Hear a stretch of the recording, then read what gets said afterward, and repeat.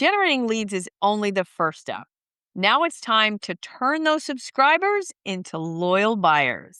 This process isn't about pushing sales, it's about nurturing relationships, delivering value, and building trust. So, lead nurturing is the bridge between someone joining your email list and making their first purchase.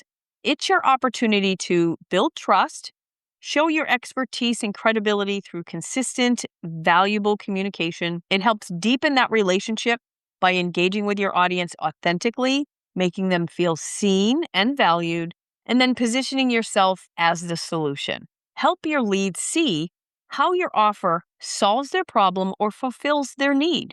Without nurturing, your leads might lose interest or never take the next step. But with a strategic approach, you'll keep them engaged and excited to work with you. Email sequences are the backbone of lead nurturing. Here are 3 key sequences to focus on. Now, these are the main 3. Not to say these are the only, but these are the main 3. First is your welcome sequence.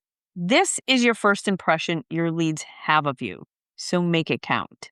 Email number 1 is your introduction. You welcome them, share your story. How did you get to where you are now?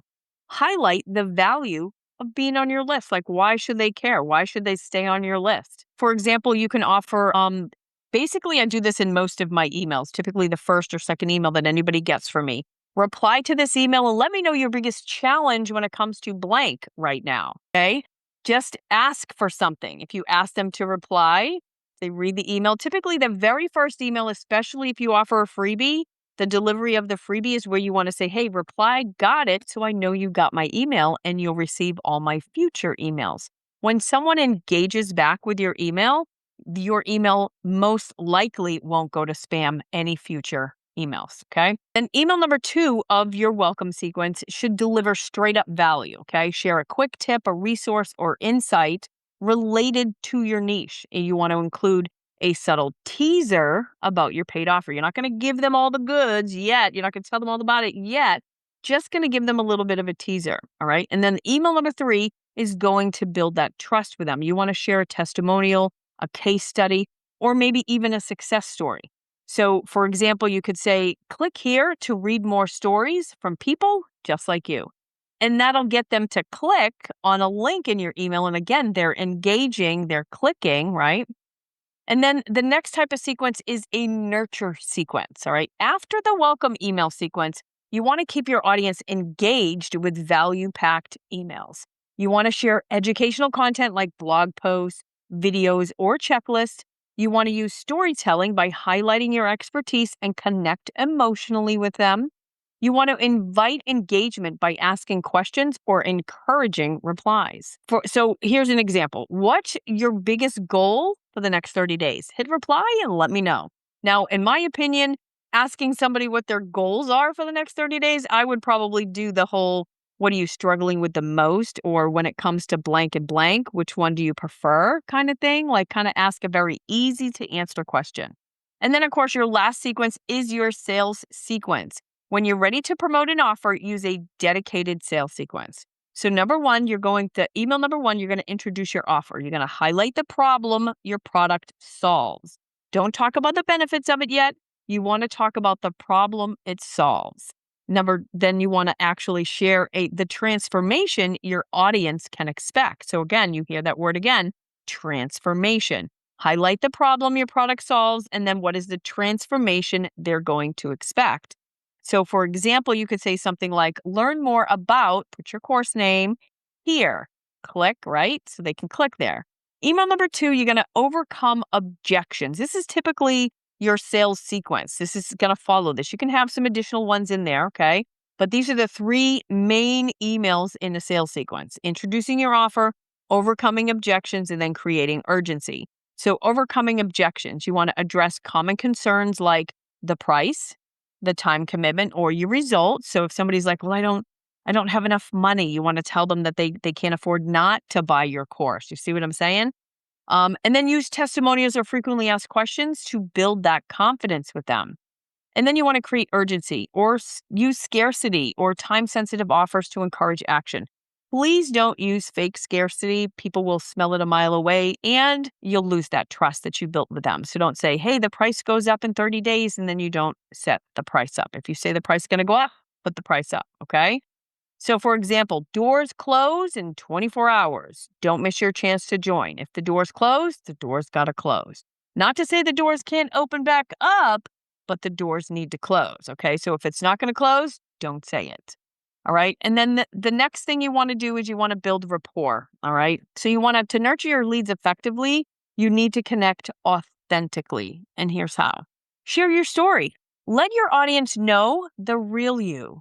So, for example, you could start off with a few years ago, I struggled with your challenge, but here's what changed everything. So put them in your shoes, or you go in their shoes. Like if you've had that transformation and it took you 6 months or a year or longer to get there, you could, a few years ago, this is where I was at, and now I'm here, and this is what I found, and this is how I got here. And that's typically your product, right? You're leading them to your product. And then you want to deliver consistent value. Always leave your audience feeling like they've gained something from your emails. And then you want to engage with them. You want to encourage replies. You want to run some polls or ask questions to make your emails interactive. Don't just make it where they're reading, and they're done. Make it interactive with them. And then the next thing is you want to make sure that you're overcoming objections. Every lead has questions or concerns before making a purchase. Addressing these upfront builds trust and confidence. So some common objections could be like, I don't have time. You want to highlight how your offer saves time. They might say, it's just too expensive. You want to emphasize the value and return on investment, ROI.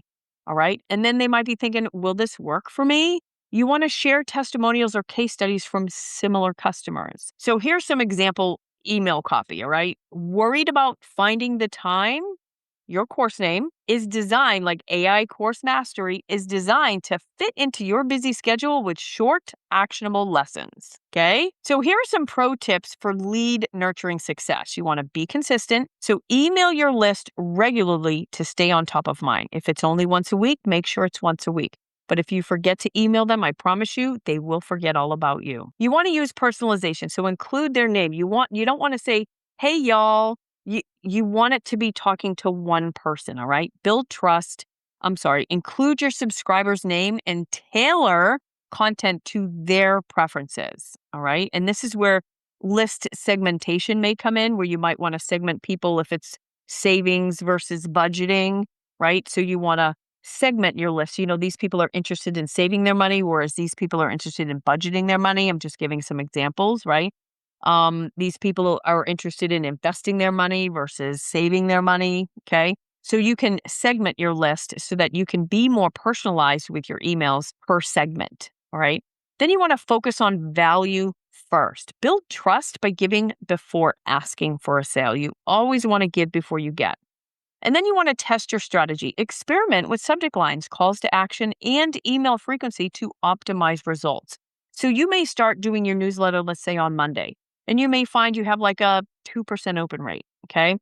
Then you change it to a Tuesday and you find your open rate went up to like 5%. And you're like, ooh, okay, that went up. So Tuesdays is your better day to email. So don't be afraid to switch it up if you need to. Start on a Monday, try it for 4 weeks, see what happens, check your analytics.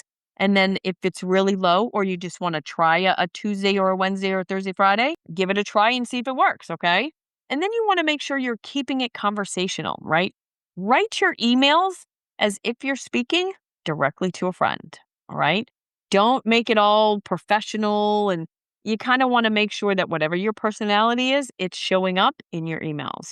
I remember a while back when I was doing emails and I put one of my best friends on the list, and she called me and she said, who wrote that email? Because I know you didn't. It didn't sound anything like you. Okay.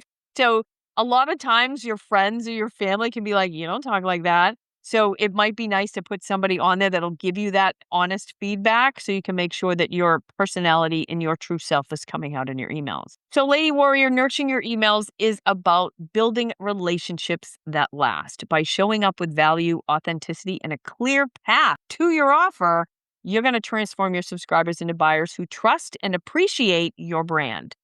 Dive into your sequences and let's start writing. All right. So your homework, your action steps for this video are: write a 3-email welcome sequence to introduce yourself, deliver that value, and then build trust. Then you want to plan out a nurture email that shares tips, a story, or resource with your audience, like your freebie. If you have a freebie, put that in your nurture sequence, all right? Outline a 3-email sales sequence to promote your next offer, to promote your course. And then schedule your emails using your automation tool like System.io or Social Connector, whatever that may be. So just create an automation sequence. So for example, the way I have mine set up is any freebie, it doesn't matter what freebie it is, they're going to get one email in that automation to deliver the freebie. At the end of the automation, I have add to workflow, nurture emails, and they go into my nurture sequence and they start getting all of my nurture sequences, which I think I have 5 in there. At the end of that, I tag them for LWW Master, and then they're going to start getting my weekly newsletters. And that's how I have mine set up. I am going to start making some adjustments to my email sequences. So my recommendation is use what I just went over in this video: a welcome sequence, a nurture sequence, and a sales sequence. So 333, 369. So you got 9 emails that you're going to create. You're going to do a welcome sequence to welcome everybody. That first one should be your freebie, right? So deliver the freebie and then send them over here to welcome, okay? Which is kind of the same as your nurture. So you can put the welcome and nurture kind of together and have 6 emails. I think I got 5 in my nurture sequence. All right. So once they get delivered that freebie, you're going to add them to the workflow for your nurture sequence, and then do up your sales sequence and then add them to the workflow for your sales sequence to let them know about those products before getting your weekly newsletters if you plan on doing newsletters. I hope that makes sense. If it doesn't, let me know. Let's talk about it, okay? So I hope that was helpful, and I'll see you in the next lesson. If you want to continue learning and growing together, watch this video that's coming up next, and I will see you over there.